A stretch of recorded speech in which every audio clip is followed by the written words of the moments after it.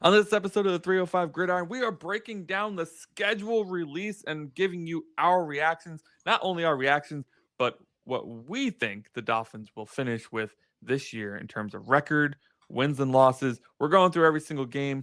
Don't worry, we're going to do it again right before the season starts, but this is our very early season predictions.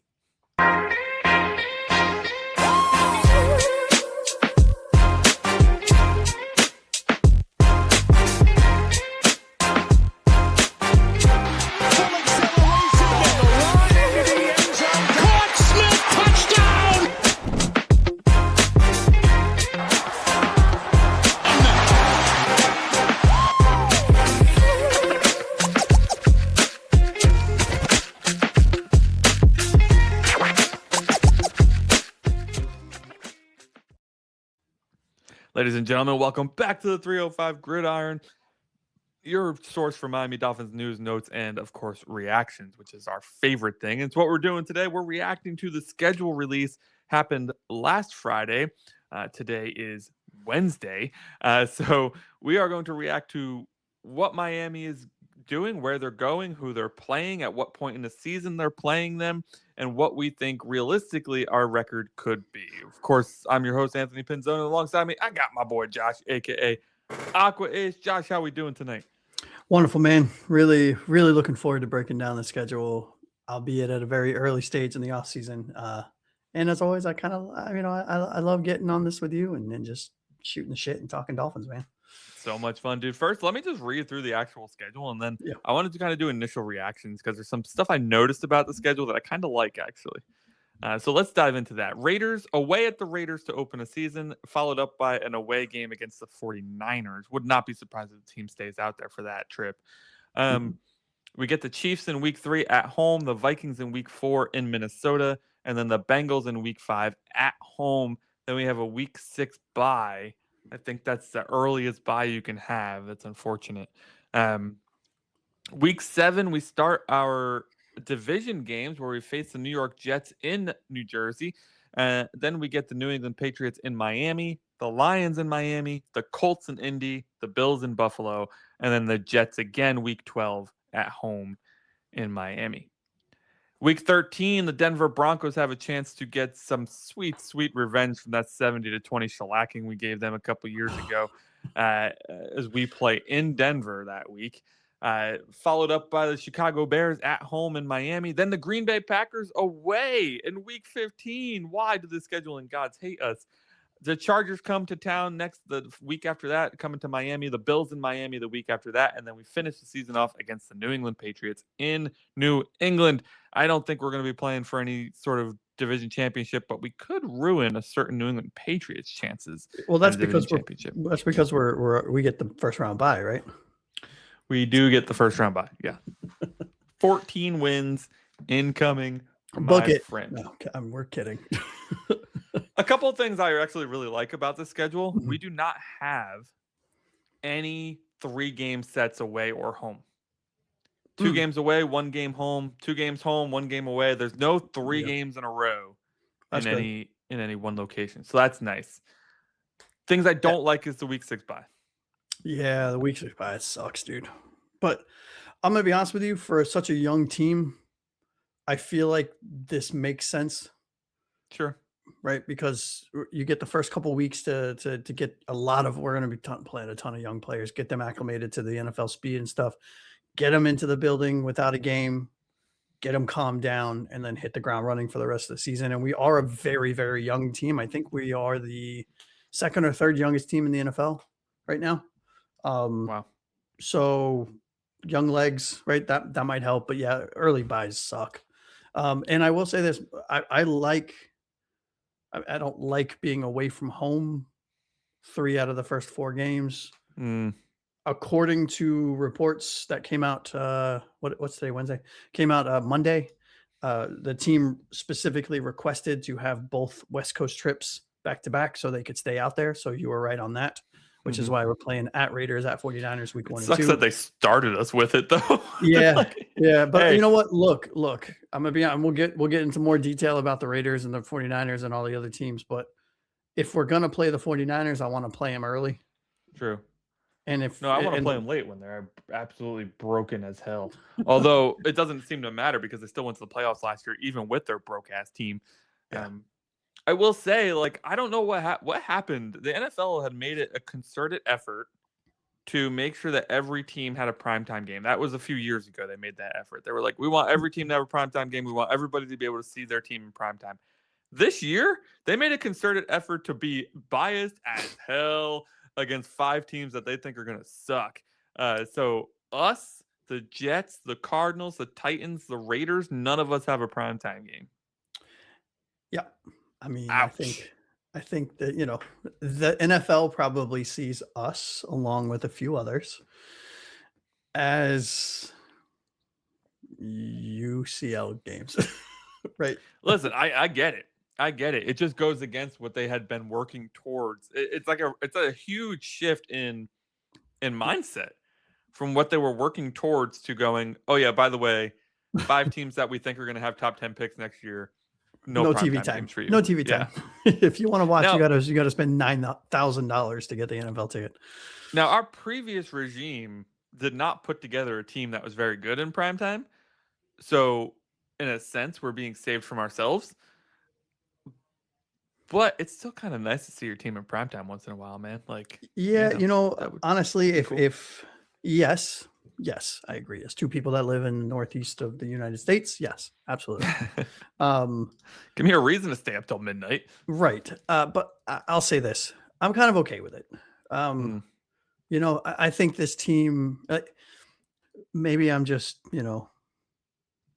shadow braining this whole thing, right? But I think it's kind of nice to have a team that is in full tear down and full rebuild, shitload of rookies, a buttload of, 1-year contract players. We're a team that's trying to retool and reset and rebuild and just kind of go under the radar. You don't have any national games. You probably won't get a lot of media coverage unless we start winning games.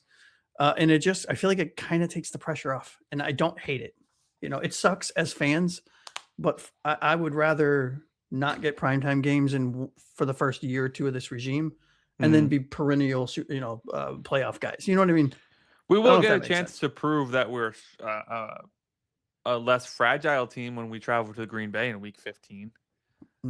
That's really our only cold weather. I mean, Denver in Week 13 potentially. Buffalo's home though. Oh, it's home. Yeah, Patriots though. Yeah. Week 18. Oh, Patriots away in Week 18. Yeah, that's gonna be. Let's see. I don't even care about weather in Week 18. Will the team play a full game in Week 18? Because under Mike McDaniel, that team never played a full game in Week 18. They gave up on that season. Last thing I want to talk about, and it's not Dolphins related, it's schedule related, but not for Miami. Because I just saw this actually this week, and I thought that's fucking awesome. Did you see the Thanksgiving schedule?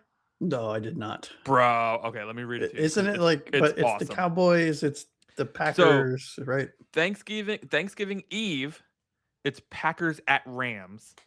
Oh, what a game! What a game! Injected into my veins, right? Thanksgiving Day, we start with Bears Lions, which traditionally has been awful, but those two teams are great now. Follow that up with Eagles Cowboys, always entertaining. Yeah. And cap off the day with Chiefs at the Bills. Oh man, what a lineup, bro! What a lineup! That's a hell of a lineup. Holy shit! Not even done. On Black Friday, they give us Broncos at the Steelers.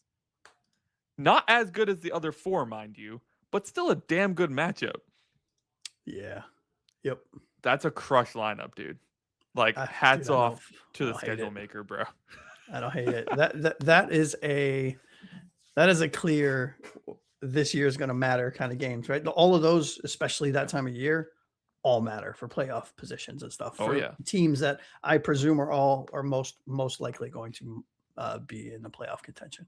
I'm low key most excited for the Packers Rams game. I'll be honest. Yeah.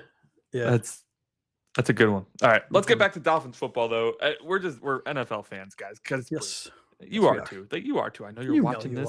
You know you are. You'll be watching on Thanksgiving. Don't tell me you won't be. If you're watching us on the 19th of this month at 7:30 or whatever day it is, not 19th, it would be the 20th. It's only going to cost you $150 to pay for all the platforms that you need to pay for to watch all those games, but never mind that. Yeah. Cross that bridge when you get there. All right, so we're going to go through the schedule again, but this time we're going to give our thoughts on it, and we're going to give our predictions on that game. We'll come back to you at the end of it with, what our actual predicted record, will be. Now, Josh, I've been kind of on the positive end with the team leading up to this. I've mentioned several times before that I think that the shift from the Ferrari to the Jeep is going to make us tougher. Mm-hmm. And in doing so, tough teams sometimes win games they're not supposed to win. Yep. Tough teams can sometimes out-physical a team when they're vulnerable. And it's in that sense that I think we sneak away with 6 wins this year. Now, I say that before we even start breaking down the schedule. My initial feelings on this team this year is that they're a 6-win team. Let's see how I feel after the fact. Let's see if I still think so. Once we're done here, I'm going to go ahead and add 2 new columns to our schedule here, so you and I can just keep track of our records here. I know you did yours below, but Yep. I want to see it like in line here. Okay. Las Vegas Raiders. I'm going to be honest with you. I'm at 5-12, so I'm not far behind you. And that could change one way, one game or the other. I don't think I'll get past 6, but that could be, depending on how these conversations go, I might change it for sure. Okay. So week 1, we head to Las Vegas and we play the Raiders. The Raiders. I don't know if you want to go first or second on this. I'll give you first tips. Okay. Yeah. So I think this is a very winnable game. Only for the simple fact that Kirk Cousins is probably starting, right? They're not going to start their rookie. Doubtful. There's a lot of new for both teams, new coaching staffs, lots of new players, lots of young players, at all phases of the game. Week 1 of the season, there's just a lot. It's really just a coin flip, and I'm going to give us a win here for the Raiders versus the Raiders. Yeah, I agree. For a lot of the same reasons. I do think that Kirk is going to start this, and I don't think that Kirk is a bad quarterback, but I do think he's past his prime. They have some tough weapons to cover, specifically Ashton Jeanty and Brock Bowers. Brock is definitely one of the best at his position, and Jeanty is expected to be one of the best at his position, but it didn't really come through last year because of perhaps one of the worst offensive lines in the history of the league, which they fixed in this offseason, paying a center $1,000 million. They paid Tyler Lindenbaum a lot of money. They paid Spencer Burford from San Francisco a lot of money to play guard.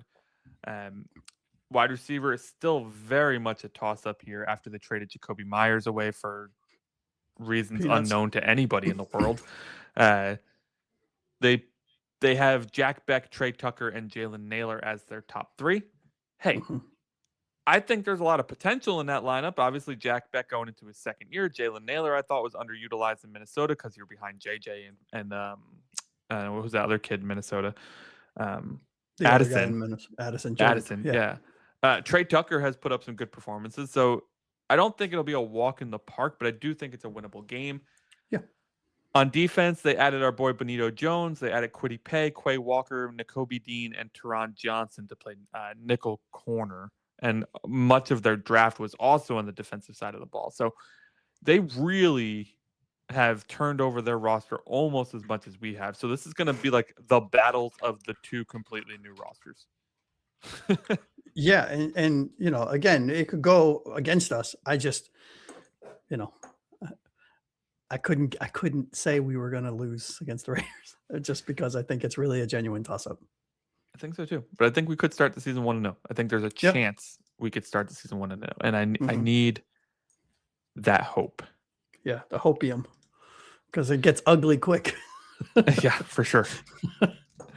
We stay on the West Coast more than likely, and we head down to San Francisco to face the San Francisco 49ers.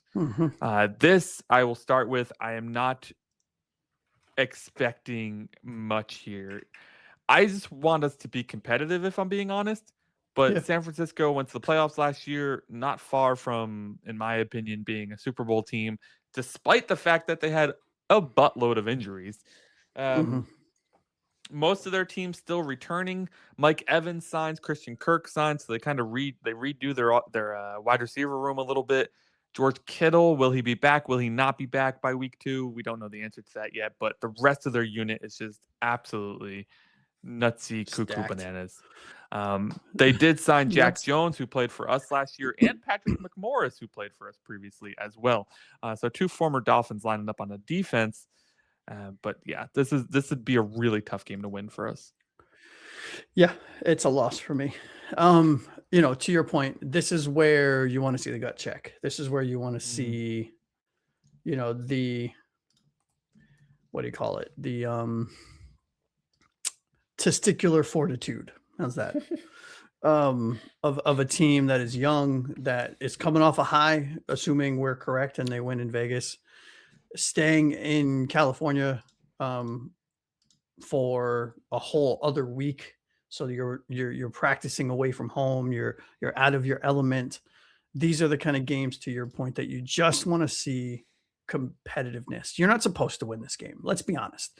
We're Dolphins fans. You're not supposed to win this game. So if you can keep it close and, let's say, keep it to a 2-score game, right, 10 or 14 points. If we don't win this game and we lose this game, but we lose by 14 or less, where it is not I don't believe in moral victories, this is a moral victory for the team. Yeah, I think it's going to be, it's on the defense here for us. And obviously the offense can't cause turnovers, but the last time they lost Robert Saleh, their defense took a major dip. They lose Robert Saleh again, heads over to Tennessee to coach the Titans. Will their defense take another major dip? Who knows? We'll see really early on, right? But our defense is going to need to be in tip-top shape in order to even come close to winning this. And they're going to just be getting used to playing with each other. So who knows? It's really up to Hafley and his team to make sure that it's easy enough for them to understand and start gelling right away, which is something we didn't see in the previous, staff. Yeah. Yeah. And, I don't know, this is silly to say on the show, I don't know the impact that it will cause, but there was a notification today about Rashid Rice, who is has to spend 30 days in jail for something. So it's we're weeks and weeks and months away from the season. That's just something to mention, right? Maybe it messes with Rashid's head a little bit. But I mean, this team is stacked, dude. I'm looking at their roster right now. Tyquan Thornton, Xavier Worthy, Rashid Rice, or Jalen Royals, or insert other player at wide receiver. Their offensive line is insane. They have Travis Kelce back. Of course, they have Patrick Mahomes. And the kicker is the league let them sign Kenneth Walker. So, fun stuff for us in the AFC. Yeah, so Rashid Rice violated his probation. Yeah, I think he tested positive for weed. That's unbelievable, because if I remember his case correctly, he kind of got away with one there, or at least he was proven somewhat innocent. He got a slap on the wrist, and then you go and violate your probation, bro. Like, use your head. Again, anyways, it's 30 days from what I read. Yeah, he'll be released June 16th, so he'll be out well before the season. Yeah, but that can fuck with somebody. You know what I mean? Right. No, we do get the Chiefs in week 3, by the way. That's where we're heading right now. We don't know if Patrick Mahomes is going to be back by week 3. We don't know if Rashid Rice will be there, but what mental state will he be and how effective will he be if it's not Patrick Mahomes at quarterback? I haven't seen much news on Mahomes, but we're not Chiefs fans, so I'm not really checking the Chiefs stratosphere on a regular basis to see where Patrick Mahomes is. Listen, in terms of additions, they added Kader Kohu from Miami, Kaiir Elam.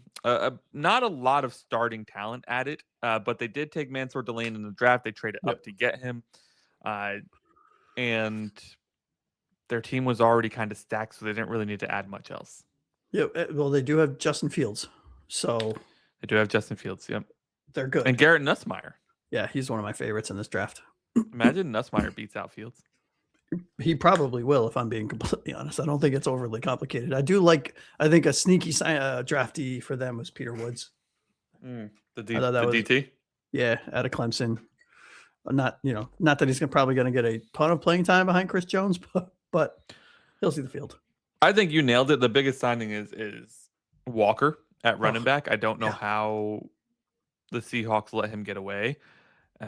I know that he's an injury risk, but it's week 3. He's probably going to be on the field against Yeah. us, and it's probably going to be running up and down it. I still think this is a somewhat winnable game. It's going to depend a lot on the health of the Chiefs. Let's assume the Chiefs are completely healthy. Then, unfortunately, I do have us losing in that case. Yeah. I don't think this is winnable. I mean, look, I shouldn't say that. Every NFL game is winnable. That's the asterisk and the caveat. We have no business winning this game. If we win it, fucking amazing, right? Yeah. That's incredible. But yeah, I mean the biggest. They were a bad team last year. Let's not sugarcoat that, right? Sure. Like Yes, surprisingly bad team last year, and especially after losing Mahomes. Mhm. But they just balanced their entire offense by signing Walker, and that's just bad news for everybody. Yeah, and their defense, is very good. By the So way, Isaiah, I know we're not to them yet, and then we will talk about it. But I completely missed that Isaiah Pacheco signed with the Lions. By the way, I didn't. That wasn't even on my radar. I had no right. idea. So Gibbs and Pacheco now instead of Gibbs and Montgomery. Lions are crazy. Yeah, of course, because why not?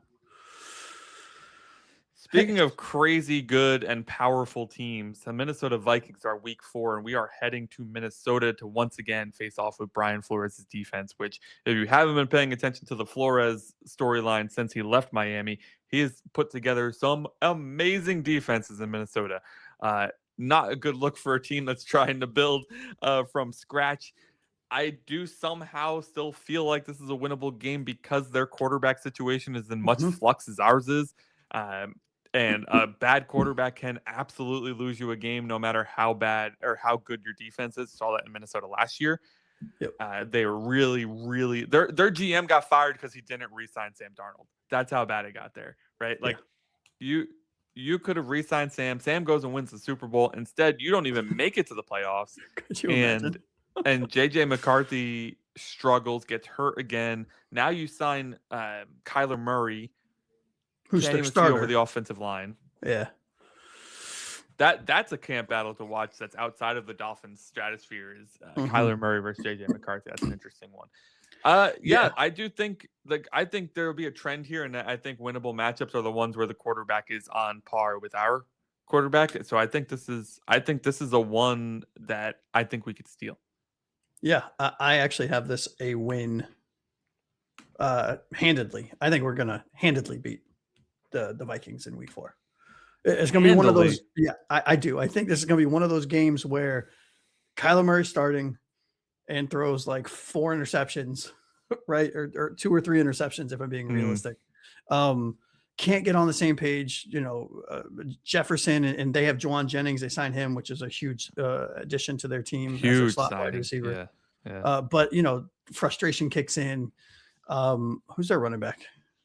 Aaron Jones. Jesus. Yeah.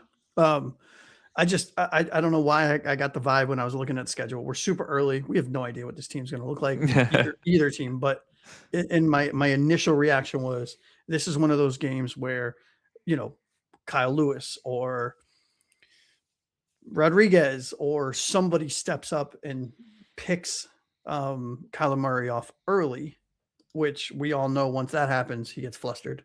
And then, I mean, there was a video of his very first 11-on-11 practice, and he threw 3 interceptions, 2 of which to undrafted rookies. So I'm just saying, right? If we're going to pick a game to win that we shouldn't, this is the one.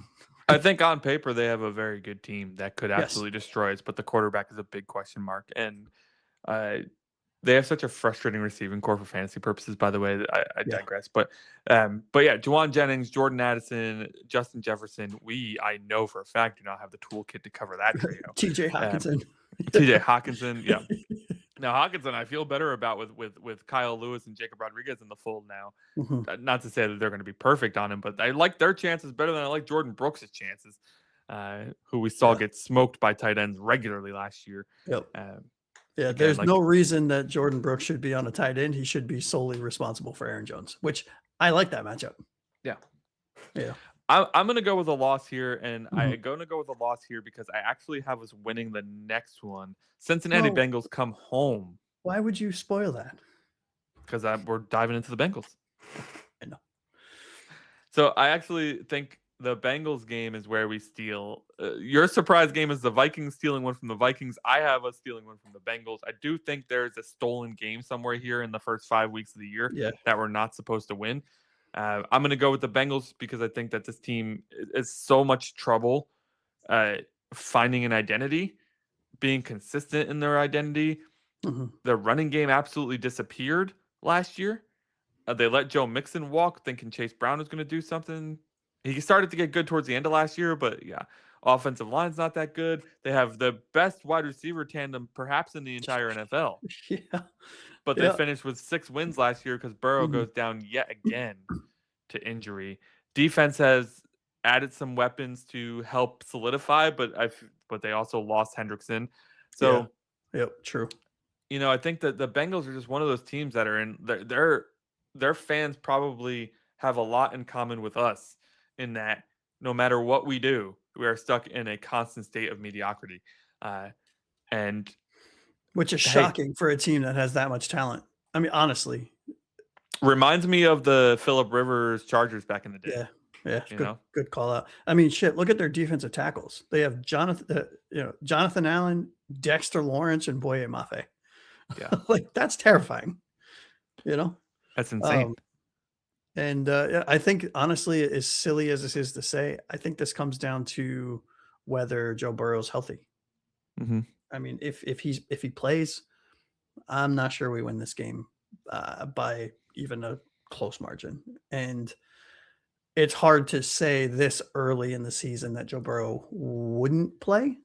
Would I be shocked if he's injured after week 1? No, because he's injured all the time. I have this as an L for us. And I don't think it's particularly close, especially coming off of at least in my scenario, a very shocking win against the Vikings. Yeah, no matter how we get there, we both have us at 2 and 3 before the bye, which may be some really, really orange-colored glasses at this point. Yeah, and I'll be honest with you, we're 2 and 3 at the bye. I think that is a fucking win. Well, that's what I'm saying. Right. Right. We could very easily be 0 and 5 at the bye, guys. Sure. Like, let's be realistic. But we're just trying to find places where we could pick up wins. Essentially, is what we're doing with this schedule. While also, at least in my, I don't want to speak for you, but I think I can because we've been doing this long enough. I think we know each other. I don't think we're looking at this like we have to find wins because we're Dolphins fans. We're looking at this like, okay, logically, like your point, Cincinnati dealing with injuries, insanely talented, underperformed the last 2 years. Right. Who could be vulnerable and where is essentially what I look for. Minnesota for me. Shitty quarterback who gets flustered as soon as one thing wrong goes, happens. But let me tell you, I like yours way better. A road win against the Vikings versus a home win against the Bengals is way more impressive to me. I would much rather take that road win against the Vikings there. Yeah. Week 6, we have a bye, my friend. Then week 7, we're only going to talk about the division rivals once, and then the next time we'll just kind of give our feelings on if we win or lose. But the Jets are the first division game we have of the year. They still have Aaron Glenn. Oh, by the way, that was the other reason for the Bengals. Their coach survived when no other coach in that division survived. Right. Arguably 3 way better coaches all get fired. All 3 find jobs. Well, Tomlin could have found a job. He didn't want to. He ends up going to NBC. And somehow Zach, whatever his name is with the Bengals, keeps his job, which was the most insane thing. What the hell is his name? Zach something. Whatever. I don't care. That's how much I care. The New York Jets kept Aaron Glenn. Mm-hmm. They now have who playing quarterback? Geno Smith.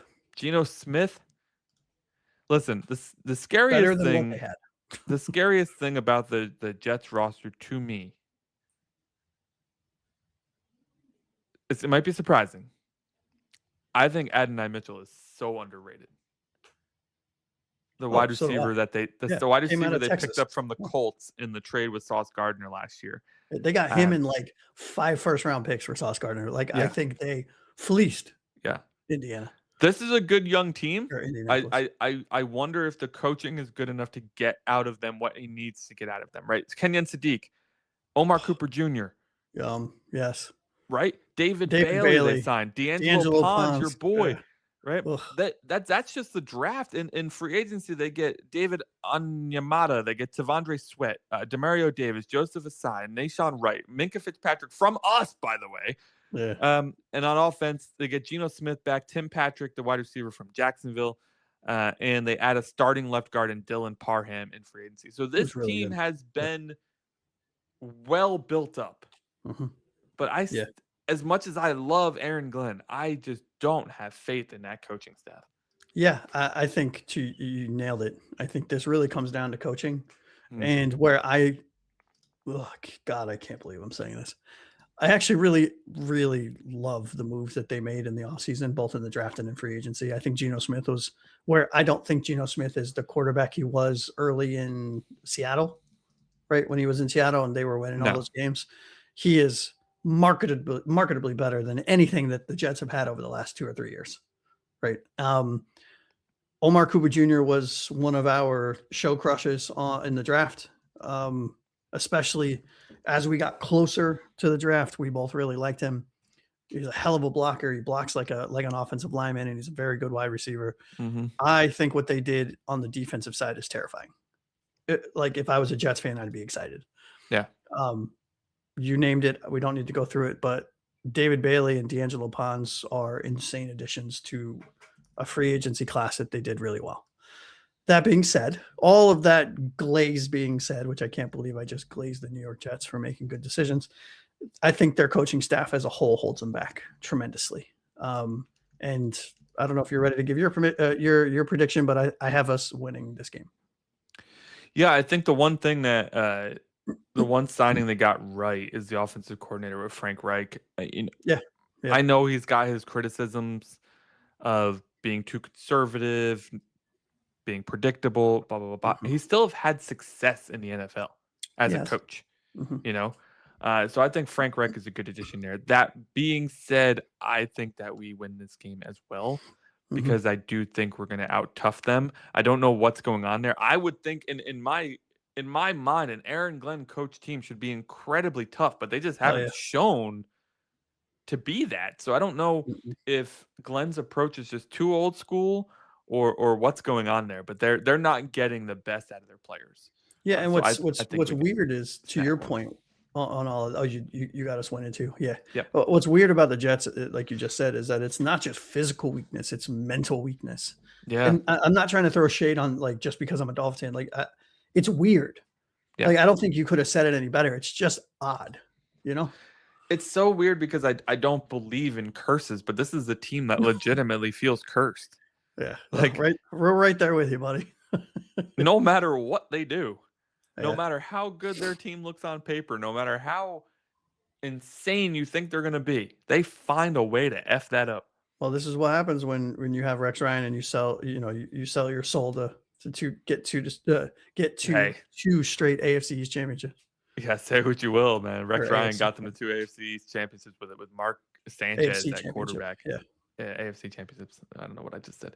I just said the same thing. So yeah. Next up, New England Patriots at home. We welcome the Patriots down to South Florida. I have no idea what their coaching staff is going to look like at this point. There's a lot of rumblings around this Mike Vrabel and Diana Rossini thing. That's the type of offseason story that I couldn't give two shits about. But how it does affect us is that the Patriots are starting to get some pressure to make a change at head coach. And that could severely change what my assumptions are and my predictions are for this game against the Patriots. An incredibly well-built roster. Another fucking good quarterback, which drives me crazy. Oh. No team should have 2 good quarterbacks in a row. It's bullshit. Yeah, it's disgusting. And then, I just think is the coach going to be? I think Vrabel's a really good coach for the Patriots. Yeah. But will he be there? That being said. Yeah, I think he will. I think all of this nonsense about his personal life affecting his job is bullshit, right? I mean, it's a very public league, though, man. Oh, I know. I'm well aware. We've seen Urban Meyer get canned after 11 games because of his off the field discrepancies. So, not unheard of. Yeah, it's not. I don't see it personally. I mean, if it happens, I don't see it either. Cool, but I think we have to explore it. Yeah, for 3 seconds. It's explored. All right, let's move on to the team itself. They signed Romeo Doubs, Elijah Vera Tucker in the offseason. They took in, they stole the Bills fullback, which is an interesting move. Reggie Gilliam moves from the Bills to the Patriots. Hell of a fullback. On defense, they signed KJ Britt. Actually, did not catch that one. I forgot about that one. They signed Draymond Jones as well to play outside linebacker, and Kevin Byard is a hell of a signing to play free safety. Yeah.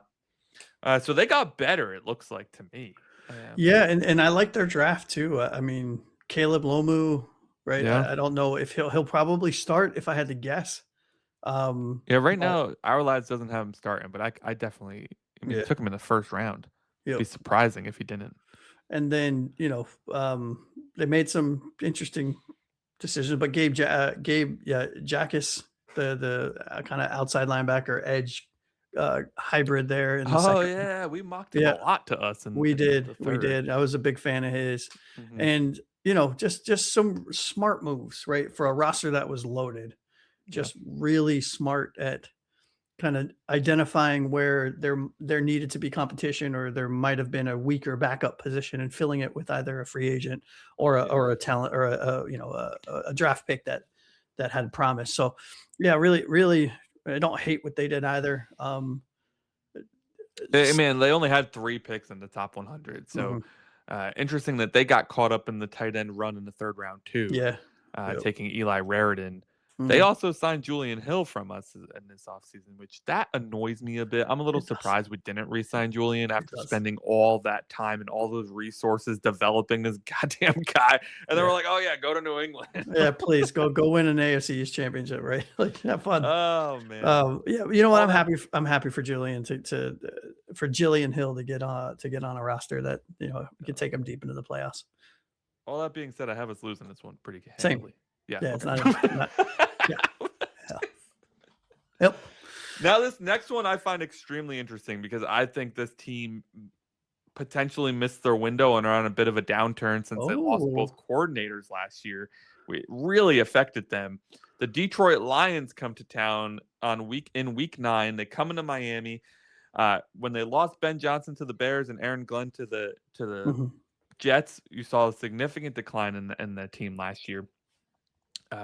Do we continue to see a decline this year is an interesting question. I think that this is their most brilliant signing in the past few years has indeed been the trade for Jared Goff, or the signing of Jared, whatever you want to call that. It's a trade, right? He was whatever. He was absolute perfect fit though for what Dan Campbell's trying to run, and having Ben Johnson there, just helped to accelerate a quarterback who could be seen as pretty average into somebody who played above average. Still got Jahmyr Gibbs. They got Isaiah Pacheco. Still have Amon-Ra St. Brown. Who the hell's the really good tight end they have too? Sam Laporta. They have Laporta, who had a bit of a down year last year as well. Coming back from an injury. Yep, coming back from an injury. I think this could be a surprise steal here. I'm wondering what your thoughts are. But honestly, I think this is a fucking blowout loss. Really? I definitely don't see that. Yeah, Dan Campbell has this team just ready to bite kneecaps. Isn't that what he is? Isn't that what he's going to eat your kneecaps or something like that? Yeah, we're going to bite your kneecaps. I think Jared Goff is coming to the tail end of his career, like not the tail end, but the downswing of his career for a couple seasons here. Still playing at a high level. It's not a shot on him at all, but he's getting up there in age. To your point, I think the trade with Stafford, that Stafford swap with the Rams was one of the very few prime quarterback swap successes for both teams. I think it's worked out for both, and they retooled a little bit. They still have talent at the wide receiver. They added Pacheco to back up Gibbs, who I think it makes an insane 1-2 punch right there. I think Gibbs is probably, in my opinion, a top 5 running back in this league, top 3 running back, right? Top 3, right? So you add Pacheco, who when healthy can punish you both out of the backfield and between the tackles.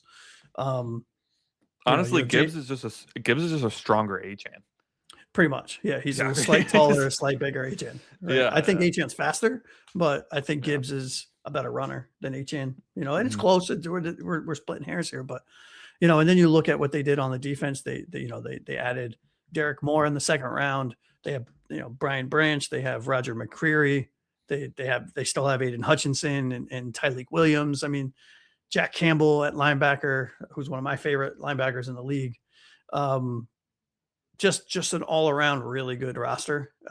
And again, it's very hard as Dolphins fans because this time of year is when we tend to get excited about all the rookies and a new quarterback and a whole new regime, coaching staff and front office and the what ifs and how amazing it can be. But I just don't think we're ready to compete with teams like Detroit. I'm not saying we won't or we couldn't win. Mhm. I just don't think we're there yet, and that's not a slight on us. It's just we're in year one of a full teardown and a rebuild with 60. I looked it up today. It was like 64.5% of our cap is going to players that aren't on our team anymore, and dead caps. I mean, like there's only so much we can do, and I just don't Yeah. think we're ready to take on a juggernaut like the Lions, who are coming off of a down year and are ready to prove something, especially with their quarterback in the tail, coming into the twilight of his career. Yeah, 9-8 last year. Started the season 5-2, though. That's the storyline there. Finished the year 4-7. Yeah. I honestly thought that Montgomery leaving was such a great thing for them because I thought that they overthought their running game so much. Like, just give it to Gibbs. He shines anytime Montgomery's not in. And then they rent and signed Pacheco, and they're going to do the same thing over again. It must be infuriating as a Lions fan to watch that. It's like we have this elite running back who anytime he gets the bulk of the carries, we absolutely destroy our opponent. But our coach thinks that he needs to split carries for some stupid freaking reason. Absolutely infuriating. That being said, I do still have us losing this game. I just wanted to point out that I think that this is going to be closer than people think. Sure. Like, what do you think? Like a one score type game or just like a 14-point close game? I think we're within 10. Okay. All right. Yeah. I think we're within 10 in this one. The Lions score a ton. They scored almost 500 points last year. They're still scoring up the wazoo. Jesus. Are you shitting me? Their defense was a bit of a problem towards the end of last year. So it'd be interesting. I mean, they let up 40-plus points to the Rams. They let up 30-plus like 3 weeks in a row or some shit towards the second half of the year. So, like, their defense really kind of fell apart on them last year. I mean, look, in any one of these games, any one of them that we've already picked or that we're going to talk to, HN could go off for fucking 300 yards and we win the game. Sure. Right. Malik Willis could turn into, could be, the have the type of game that he had with the Packers when they played Baltimore. I mean, they lost that game, but that wasn't on him. Right. And I think I was very excited, and I am very excited to see what Willis can do. And I think Willis has a very, very solid opportunity to be our franchise quarterback. But we're again, we're still rebuilding. What do you say we talk Indianapolis Colts in week 10? Yeah, let's do it. Because I have us winning this one. We are going to Indianapolis, my friend. We don't know. Danny Dimes should be back by that point, right? Week 10 of the season. Anthony Richardson's all but gone. All I've heard all off season is that they want to move him and they weren't able to. They like Riley Leonard better. So Richardson's gone. So if Jones isn't there for some very, very strange reason, we would get Richardson. Jonathan Taylor, one of the best running backs in the league. They got Alec Pearson, Josh Downs, and Nick Westbrook-Akine as their 3 receivers after they traded Michael Pittman to the Steelers. Yeah. I don't know why Alec Pierce was paid so much money. I'm still confused by that move. That's weird. All I can tell is a one-trick pony. Again, not watching a lot of Colts games, but that was a weird extension to me. Yeah, I think it was the size and speed thing, right? And I think he is a productive wide receiver in this league. They're paying him like he's a top 5 wide receiver. I mean, they're paying him. What did they give him like 120? You give him like 120 something million. Like, that's insane. That's fucking desperate. I would have let him walk. I don't know what they're. Now I can safely speak for you because we've had this conversation. We are very pro player getting their money. Right? It's not our money. I'm not paying Alec Pierce 120 million. I don't give a shit what he makes. I'm happy for him and his family. Yeah. But if I was a Colts fan, I would be scratching my head with, that's where you decided to throw 120 million. That's the player that you wanted to do that with. You know what I mean? It's Like such it's just it's weird. yeah, and it's such an intriguing team. 8-2 last year. They were the best team in the league in the first half of the year last year. It was shocking. Yeah, Danny They Dimes was averaging like 400 and something yards a game. It was fucking th- nuts. they were stomping on people, including us, Mhm. 33-8 in week 1, and we were like, "What the hell just happened? We got romped by the fucking Colts." Yeah, Tyler Warren went off for 112 yards against us in week 1. And then the Colts went on to win 7 more in their next Mhm. 9, and the question mark is still Alec Pierce and Michael Pittman. To get rid of Michael Pittman led them in receiving for 1, 2, 3, 4 games in that stretch where they went 8-2. Mhm. He was the leading receiver, and now he's gone, which is Yeah, crazy. They still have pieces who could take his place. sure. Uh, and maybe I'm just being absolutely insane here by saying that we could actually beat them because they're a way better team than I'm giving credit for. But when I looked at the schedule and I'm looking for wins, I see a vulnerability here with the Colts. Yeah, I have to assume that when I was scoring or when I was predicting these games, I think Danny's probably back and Yeah, he's playing against us. You know, with the departure of I almost said Alec Pierce of who's the wide receiver they got Michael rid of? Pittman. Yeah, Thank you, Michael Pittman. I think that unlocks Tyler Warren to another level from yeah, a target share standpoint, which is terrifying because he was he's already. insane. I mean, he's so good. And then you look at their draft picks. They got 2 of our favorite guys, CJ Allen in the second round, AJ Halsey in the third round. AJ Halsey. Yeah, Yeah. You know, and they grabbed a good backup linebacker. They got Jalen Farmer out of Florida, or no, they got Kentucky. Sauce Gardner in the first round Yeah. Oh, right. Sauce Gardner. Yep. for Yep. the Yep. next few years. Yeah, and again, he didn't have a great season when he went over there, but that could have been just because he had to learn a new team and new environment and everything. I think he comes back and he's back to the Sauce Gardner that we're used to seeing. I You think know, he's so good. I do too. I think he's too handsy. I think he gets Yeah, stupid penalties, but he's so fucking good. but I miss physical corners, dude. Same, Maybe that's same. why I like him because I just Mhm. like Yeah, same. I'm with I you. I'm wouldn't with have you given up 100%. 3 first-round picks for him, No, that's insane. but If I'm was being it honest, 3 or that's 2? Whatever it I think was. I think it was 2. They got It one was this year, one next. multiple. Yeah. I wouldn't have given up multiple firsts for him, but I certainly would have given up 1. Yeah. Yep. I have this as a loss, Okay. only for the simple fact that I think Danny Dimes coming back settles this team down a lot. Mhm. Now, again, he could be injured by week 10, and I think then in that case, I think this is a win. Yeah. But I think the combination of Warren, of Daniel Jones, Jonathan Taylor, Tyler Warren, and to an extent Alec Pierce, I think it's a little too much for this young team for the Dolphins. This young team who we're probably dealing with injuries at this point in the season too. Yeah, oh yeah. Yeah. You know, I think it's just a little too much for us. That's all. Next on the So, docket, so we real go quick, Yep, before we sorry. get to Buffalo, where are we at from a record standpoint, each of us, just for those that aren't like keeping track on a notepad? Sure. So by week 10, I have us at 4-5. You have us at 3-6. Okay, Both probably a little generous. generous. Yeah. But it's about to get bad. So let's go to the Bills. Buckle We up, go up ladies and to gentlemen. we go up to Buffalo in week 11 to face the Buffalo Bills. And while I would love to say to you that they got rid of Sean McDermott, and now this new guy is really going to suck, and I do believe there's some truth to that. I believe that the moves they made this offseason, their GM was fucking cooking this offseason, my friend. Yeah, They yeah, bring in DJ Moore on a trade, right?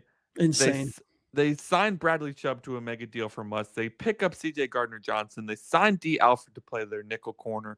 And none of their draft picks are even predicted to start. That's how good their lineup is here. Um, the DJ Moore signing to me is an absolute game changer. When Josh Allen had peak Stephon Diggs, he was unstoppable. Now you're going to give him DJ Moore? Fuck me, dude. I don't think Yeah. there's not It- even it- a hair of confidence in my body that believes we could win this game. no, agreed. And I think that they fleeced Chicago they gave up nothing for DJ Moore.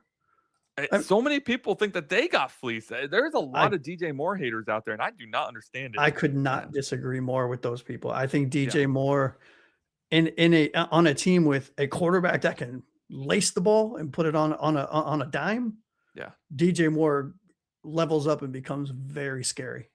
And Yeah, he's going to be their wide receiver one, in my opinion. I think he's better than Josh Palmer and Khalil Shakir, personally. I mean, and you look at their offensive line, they have James Cook. They re-upped him to a mega deal. The leading rusher from last year.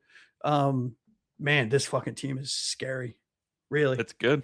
They got really TJ good. Parker in the fucking second round. They took Parker and Igbinosun, in the second round. And they got Jalen Kilgore, who I'm a huge fan of at strong safety in round 5. I was a huge fan of his. Yeah, man. It's Skylar Bell, the wide receiver. I think Skylar Bell's probably, in my opinion, better than Josh Palmer at this point already. I was a huge fan of him coming out of UConn. Hell of an offseason, man. This is a big L for me. Kind of crazy that I wasn't the hugest Chubb fan down here in Miami because I just thought we didn't have a team that supported him, and he was out there just wreaking havoc on opposing teams and having no help from the other side. And now he goes and lines up across from Rousseau. Poor Malik, dude. Dude, with Dorian Williams fucking up the middle and Ed Oliver and Malik might come down with an illness before this game. Yeah. I wouldn't blame him. Not feeling it, guys. I'm just not feeling too good. I mean, I think this is a type of game where they sit Josh Allen in the fourth quarter. I mean, I'm not even joking. That's how big of a bad game this is going to be for us, in my opinion. Not great. New York Jets in week 12. We have, in the past few years, we have been able to sweep them. I don't know how confident I feel in sweeping them this year, but it would help me get to my 6 wins if I did give them the sweep. But that's not why you choose it. Be honest with yourself. Don't just choose it because you have a weird number stuck in your head for some reason. Yeah, I think we split. Whether we lose this one to the Jets or we lose the one in New York, I do think we're going to split with the Jets this year. So I'm going to give them a loss here in week 12. And because we'd already talked about the Jets, I have us winning. I have us sweeping the Jets this year. It's the one bright spot on the season, in my opinion.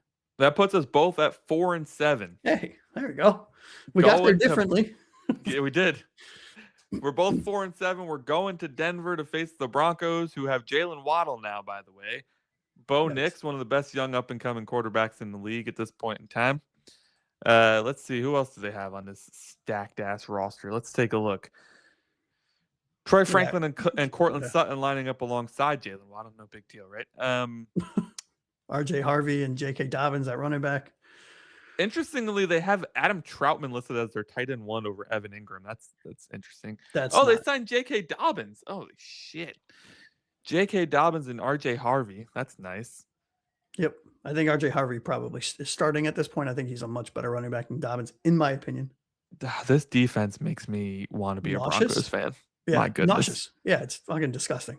Look at the backside, dude. Riley Moss, Talanoa Hufanga, Brandon Jones, Pastor Tan, and Jaquan McMillan. That's their backside. All stars.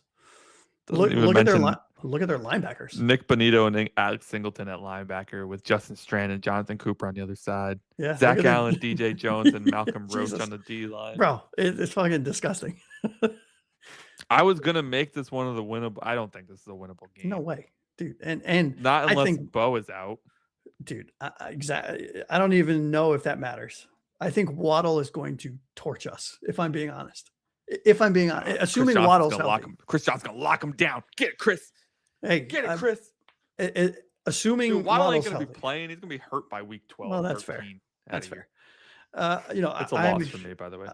Yeah, it's a loss. It's a big L for me too, especially in Denver. Denver, yeah, no with way. The was it the high altitude?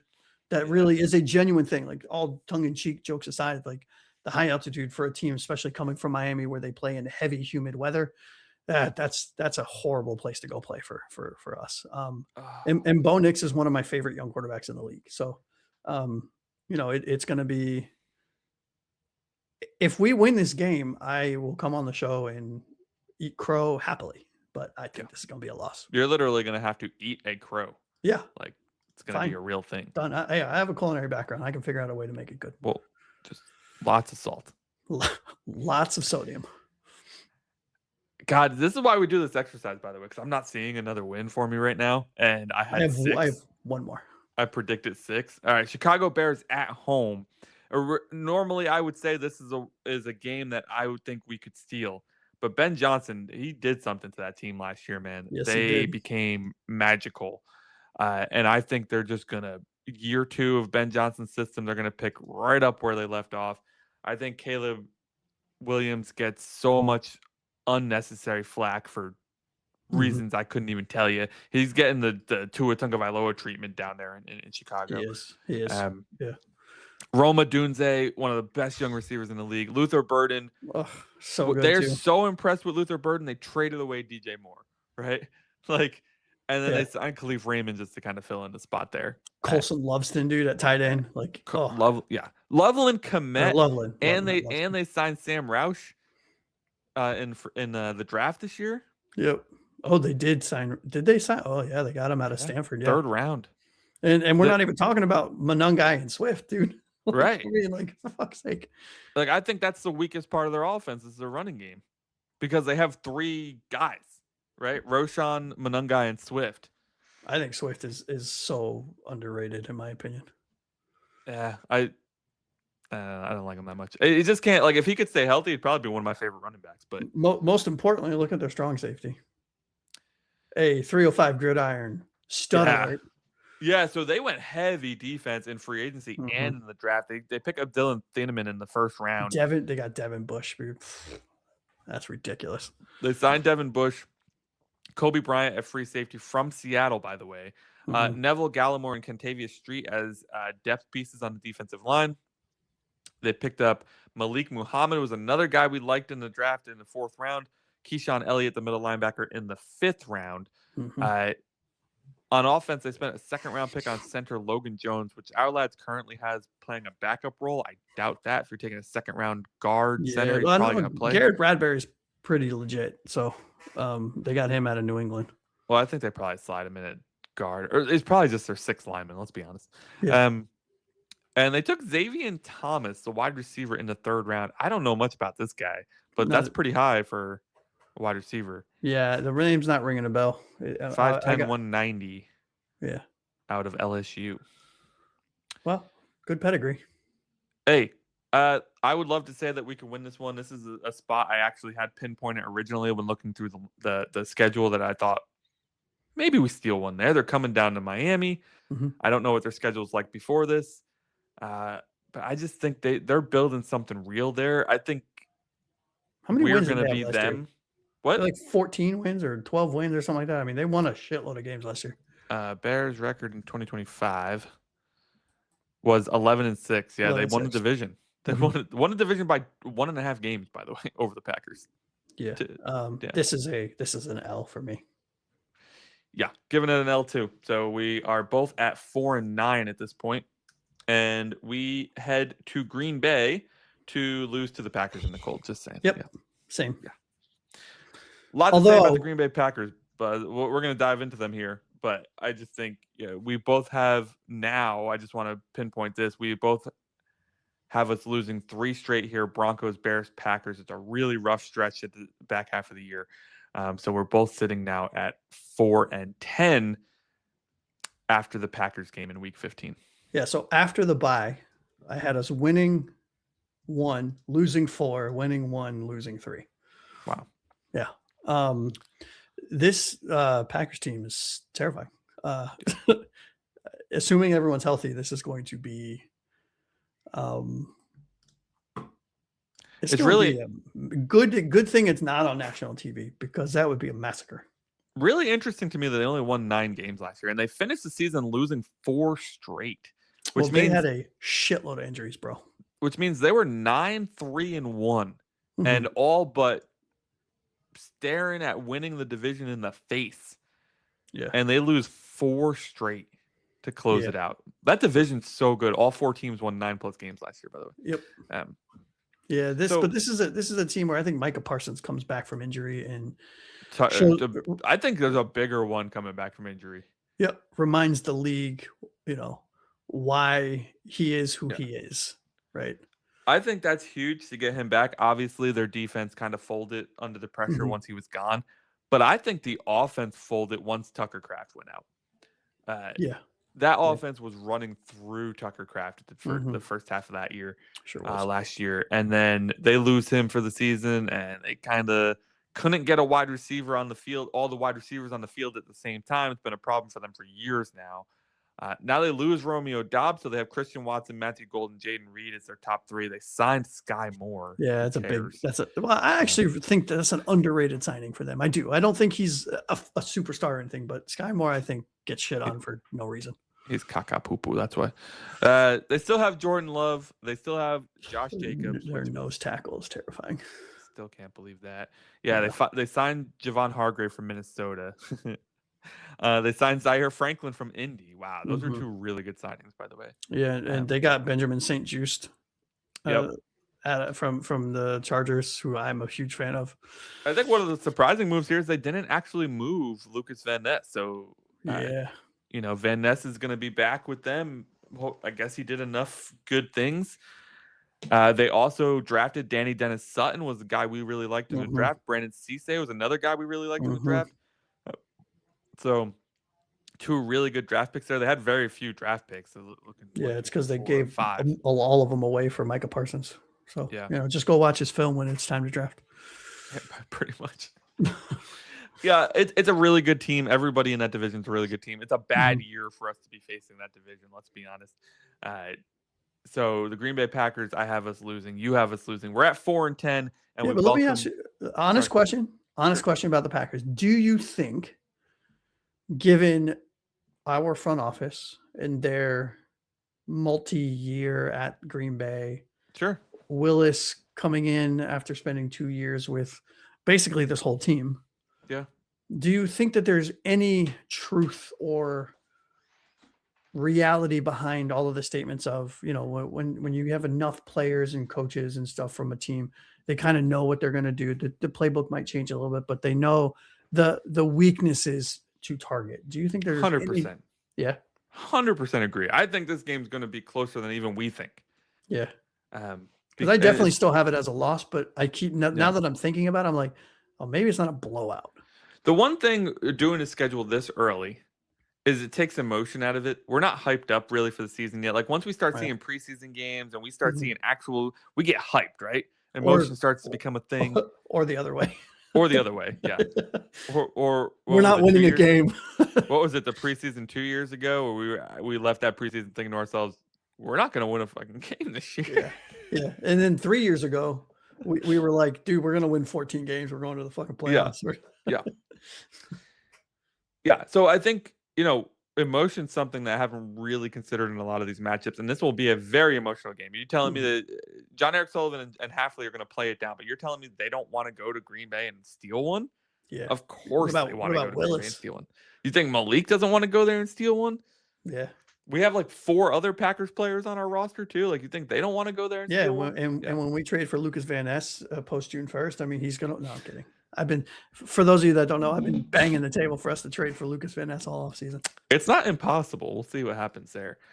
All right, so week 16, dude. I know we're running hot here. The Chargers come to town. Mike McDaniel returns to Miami as the offensive coordinator, where we thought he should have stayed anyways. Of the Chargers, the offensive coordinator of a Justin Herbert-led Chargers. Their biggest signing this offseason is getting Omarion Hampton back, honestly. And pretty stacked team as well. This back half of the season does not get any easier. And even after week 16, it continues to get tougher. Yeah, I think their biggest signing was their head coach. Well, they signed him 2 years ago now. Was it 2 years? Wait, where did his brother go? Giants. That's what I'm thinking of. Never mind. I retract my previous statement. This is a loss for me. Sadly, I don't know why I despise the Chargers as much as I do. Probably because of the Tua Herbert, right? Yeah, that's there for sure. And the fact that he's still on that team, and I'm happy that, not happy, but I'm okay with Tua no longer being on the Dolphins and all this other stuff. This is not going to be pretty. Maybe we can just know exactly. I mean, we know exactly what McDaniel is going to do. Maybe we can sneak one away here. True. I mean, look, and if Willis plays well against the Packers, right? I actually think we do have a chance in this one. Oh, I really do. And Jim Harbaugh and Mike McDaniel are going to be a very dangerous duo, and Justin Herbert is a very good quarterback, and he has a very good team around him. Mhm. Something in me though thinks that like there's potential here for us to steal one, because to me they're very much the team that McDaniel was trying to build here for the past few years, right? And They're a they already have it. high Yeah. octane team where we're going to be that tough, gritty team, and that's where I think there's potential for us to sneak away with one. Now, Marion Hampton does scare the shit out of me. I think he's Yeah, a but very good running back. I think he's a phenomenal running back too. And what I'm about to say is not and should not take anything away from the fact that I think Omarion Hampton is going to be a top running back in this league at some point, if he's not already.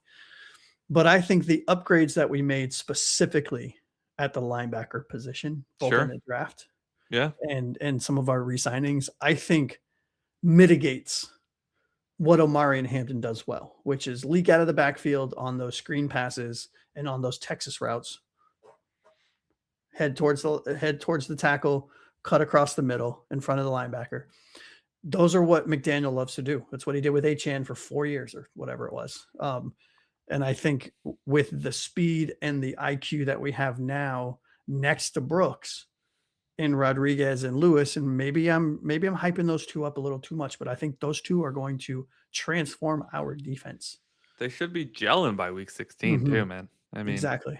Yeah, and I can definitely see us winning this game. I have yeah. I have it a loss because I'm trying to be as realistic, my initial thought as possible. I'm not trying to talk myself into wins or losses. I looked at the schedule. I thought about the teams. I looked at the rosters. I said, is it a win or a loss? And I'm trying my best to stick with it. And I had us losing this game, so that's where I'm at. This is one I pinpointed as a potential win. And I do think that we could steal one here. I think this is a very good team. Don't get me wrong. Well coached. I love Jim Harbaugh. I really wish he would have came here. We lost draft picks because of all that nonsense. Well, that was Sean Payton, but you gave us a win here. I'm going to give us a win. Yeah, I say we're going to beat the Chargers at home and surprise people. So what are we at now? I'm at 5-10. You're at 4-11, and we have the Bills coming to town. Right. Well, 4-12. Got it. Yeah, not much more to say about the Bills. We just talked about them, waxed poetic about them, gave them way too many flowers, so we're not going to give them any more. Getting swept by the Bills again. Last year, it was fun to beat them. I'll admit. It was great. It felt good. Little tickle. And maybe the Bills have locked up the AFC at this point, and they rest their players. I don't think so. Probably not. But speaking of resting their players, New England Patriots, Week 18. We're playing in New England. I have this a win for us, only for a simple fact, is I think New England has made the playoffs and is resting their players because they don't need to win this game. I'm going to counter by saying that they're playing us to win the division against the Bills. Okay. All right. I think them and the Bills are locked in at, let's say, 11 wins or something like that going into this game. Wins, yeah, and New England, for any chance to win the division, has to beat the scrappy Dolphins, and they do so. And I'm going to put us at 5-12 to finish. And also, I just think for some reason with the Patriots, I had us. Did I have us winning in week 8? In week 8, no. Okay. I have us winning. Do you have us winning here? Yeah, I do. Because I think we always tend to. That's so funny. Did we just end at the same record? We ended with the same record. We got there in very different ways. Insane. So no matter how good the Patriots have been or how bad the Miami Dolphins have been, or vice versa, we always split with them. We find a way to do it, and I just can't. I can't imagine us getting swept by the Patriots. So, I think week 18, in my opinion, like I said, they've already locked up whatever position they're in, whether it be the wild card or whatever the case is. They sit their players. We win the game. Very fair. So let's look at the differences. You have us getting a surprise win against the Vikings, but I have us getting a surprise win against the Bengals in week 5. Your Vikings in week 4. We agreed on everything else. Except for Colts. Until we get down to the Colts, where I have us beating the Colts in a game in Indianapolis in week 10, but you do not have us winning that. You have us losing that one. Blowout. Yeah. We both have us losing to the Bills, but then I have us losing to the Jets. You have us beating the Jets and sweeping the Jets in Week 12. We both have losses to the Broncos, Bears, Packers, and then I have us beating the Chargers in Week 16. You have us losing that game. We both have us losing the Bills. You have us beating the Patriots in Week 18. I have us getting swept by the Patriots, unfortunately. Hope I'm wrong on that one. But there you have it. We both end up at 5 and 12. That's crazy. Josh had originally set your over under to 4.5. Mm-hmm. Well, I think that was not my. I think that's Vegas's over. I think so. Yeah. Okay. So I think your original win total was what? 1, 2, 3, 4, 5. Yeah. Mine just looking at the schedule without going game by game was 6. I ended up at 5 after looking at a few things. Hey, 5 and 12, I think would be a decently successful season as long as we're seeing a lot of growth in this team, as long as we're seeing a team that's cohesive, playing hard football, playing like they love the game, strong leadership. I think a lot of the things we're going to be looking for this year go way beyond the record. Yeah, and I think at 5 and 12, there's a lot of things that went right. Yeah. From coaching, from culture, from young players contributing and developing, from second-year players that we drafted last year, developing and taking a next step forward. Probably some players taking a half step back. Some of we signed a ton of 1-year prove-it deals with especially like our wide receiving core and some of our backs and some of our safeties. Some of them stepping up to get to 5 wins with the team as it currently is constituted or constructed rather. Like I said, a lot of things would have had to gone right to even win 5 games. And I think if we can be at 5 and 12 at the end of the season, where as fans, it sucks because you're going to have the contingency of fans that are like, well, tank for Manning or whatever the case is. It's never going to happen. You're going to have the other half of the fan base that are like, man, I just wanted us to win 7, 8, 9 games. I could see it. We were so close in some of these. Again, context is key here. If we win 9 games with this schedule, dude. Well, exactly. We have the second hardest strength of schedule in the league, which I think is very important for us fans to sit with. We are combining the second hardest strength of schedule, which I know take it with a grain of salt because teams are different every year. But nonetheless, second hardest strength of schedule with a team that is in year 1 of a full teardown. I mean, a full teardown and rebuild. The silver lining here is if we win 5 games, like I just said, that means a lot went right. But what that also means is that there's a lot less to fix than we thought originally, because we're going into next offseason with over around an estimated $150 to $155 million in cap space. Yeah. That can turn a team around, assuming those decisions are made smartly, very quickly. Hey, let us know in the chat below or in the comments below what your predicted record here is in May of 2026. It's going to change, but we're going to write this down and we're going to take a look at it again in right before the season starts. So the beginning of September, we're going to go ahead and do our final predictions for the season. We're going to see how it lines up, right? We're going to have a whole preseason behind us. We got a chance to watch how all these other teams have went about their business, what injuries have happened, what moves have happened. Maybe we have a very different outlook. We get to see our team for the first time. Yeah. And this is also our other schedule breakdown that's coming, like you said, will be after we do position room breakdowns. And we're really going to dive into what we see, what these players are, what we think their contributions are going to be, not just the rookies. And maybe we pick up a win or two, or maybe we lose a win or two. It's going to be interesting.